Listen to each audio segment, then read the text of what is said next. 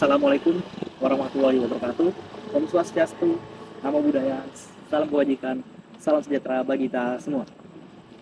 Mohon izin memperkenalkan diri. Nama saya Dedi Noval, NIM 230507424,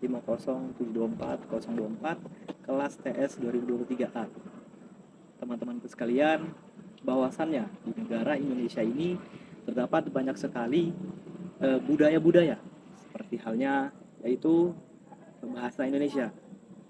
Dalam kehidupan sehari-hari, saya sering menggunakan bahasa Indonesia untuk berkomunikasi, baik di dalam maupun di luar pulau. Karena di Indonesia banyak sekali suku-suku. Oleh karena itu, saya sering berkomunikasi menggunakan bahasa Indonesia.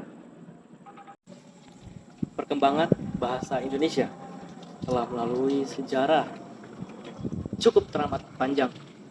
Diadakannya Kongres Bahasa Indonesia atau disingkat KBI pada tanggal 25 sampai 28 Juni 1938 di Solo. Bahasa Indonesia menjadi bahasa yang resmi digunakan selama 54 sejak diterapkan dalam pasal 36 Undang-Undang Dasar 1945 pada tanggal 18 Agustus.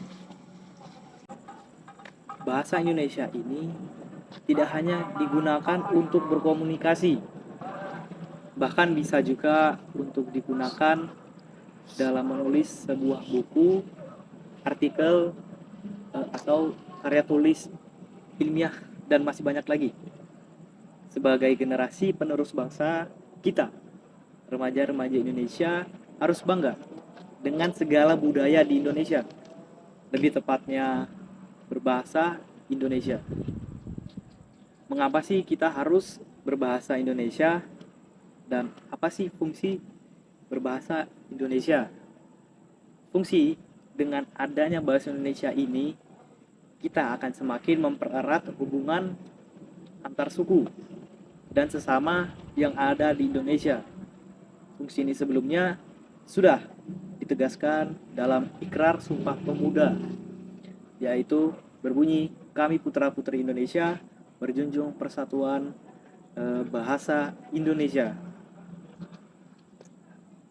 Dalam generasi sekarang, bahasa-bahasa asing sudah masuk ke negara kita, yang dimana budaya-budaya Indonesia semakin lama semakin dilupakan oleh anak zaman sekarang. Sebagai pemuda dan pemudi bangsa Indonesia, seharusnya kita bangga dengan bahasa negara kita sendiri. Saya bangga dengan bahasa Indonesia, sebab di kampung saya, yaitu di Kalimantan Timur, tepatnya di Kutai Timur, walaupun ada banyak suku di sana, namun masyarakat di sana masih menggunakan bahasa Indonesia.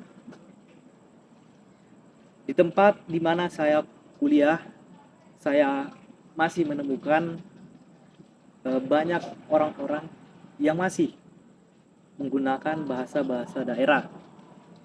Namun saya tetap masih menggunakan bahasa Indonesia. Dan saya tidak mempermasalahkan orang-orang yang masih menggunakan bahasa Indonesia. Karena bahasa daerah juga termasuk dalam budaya Indonesia. Oleh karena itu, saya masih menggunakan bahasa Indonesia, baik untuk berkomunikasi maupun mengirim pesan kepada siapapun. Jadi, mari teman-teman semua untuk tetap selalu melestarikan bahasa Indonesia, khususnya pemuda-pemudi bangsa Indonesia dalam menyambut Hari Sumpah Pemuda yang akan datang nanti.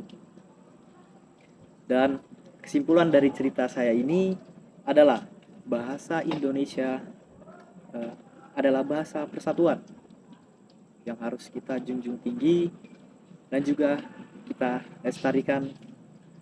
Dan sekian dari cerita saya hari ini. Mohon maaf jika ada salah kata atau yang kurang berkenan di hati teman-teman saya sekalian. Mohon maaf. Terima kasih. Assalamualaikum warahmatullahi wabarakatuh.